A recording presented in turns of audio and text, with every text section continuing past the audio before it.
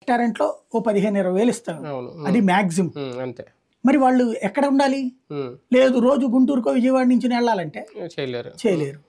కాబట్టి వాళ్ళు ఉండటానికి కూడా తగిన మార్గం ఆలోచించాలి. నువ్వు ఊరు ఎదగాలంటే మ్యాన్ పవర్ కావాలి. ఇప్పుడు హైదరాబాద్ గాని, బెంగుళూరు గాని, చెన్నై గాని ఇవన్నీ ఎందుకని మనోళ్ళు ఇక్కడ పల్లెటూళ్ళల్లో నచ్చనటువంటి వాళ్ళు అందరూ అక్కడికి పోతున్నారు. ఇక్కడ ఎందుకు రైతు కూలీలు దొరకట్లేదు? హైదరాబాద్ పోతే ఏదో సెక్యూరిటీ గార్డ్ ఉద్యోగం వస్తుంది, లేకపోతే ఏదో ఒక రెస్టారెంట్లో చూసుకుంటే 25,000 వస్తుంది, 15, 20,000 గ్యారంటీ సంపాదించుకోగలరు. అక్కడే ఇద్దరు భార్యాభర్త ఇద్దరు కష్టపడితే కనుక 30,000 వస్తుంది. ఓ ఇల్లు ఏ బస్తీలోనో ఒక 5,000లోనో 6,000లోనో బస్తీలో తీసుకుంటారు, ఓ 25,000 మిగులుద్ది. అట్లాగా లెక్కేసుకుంటారు. అదే ఇప్పుడు ఆ రేంజ్లో అక్కడ కావాలి కదా, అక్కడే ఉంటారు హైదరాబాద్ వాళ్ళు. వచ్చి రంగారెడ్డికో అక్కడికో పోరు కదా సాధారణంగా. ఎక్కువ జీతం వస్తుందంటే అప్పుడు ఎక్కడికైనా పోతారు. ఇక్కడ అది ఆలోచించాలంటే రియాలిటీ చెక్ అన్నది ముఖ్యం.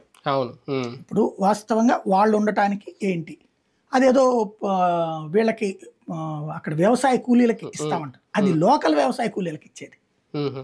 ఇప్పుడు ఎట్లయితే హ్యాపీనెస్ట్ అన్నారు అట్లాంటిది మిగతా వాళ్ళకి కూడా వచ్చేటందుకు ఉండేటందుకు పెట్టుకోవాలి.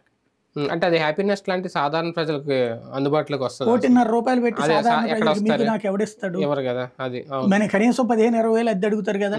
నేను అనేది ఏంటంటే ఒక కొట్లో గుమస్తా పని చేయాలన్నా, ఓ స్వీపర్ పని చేసేటటువంటి వాళ్ళకైనా 50,000 జీతం మనం అయితే ఇవ్వం కదా. 15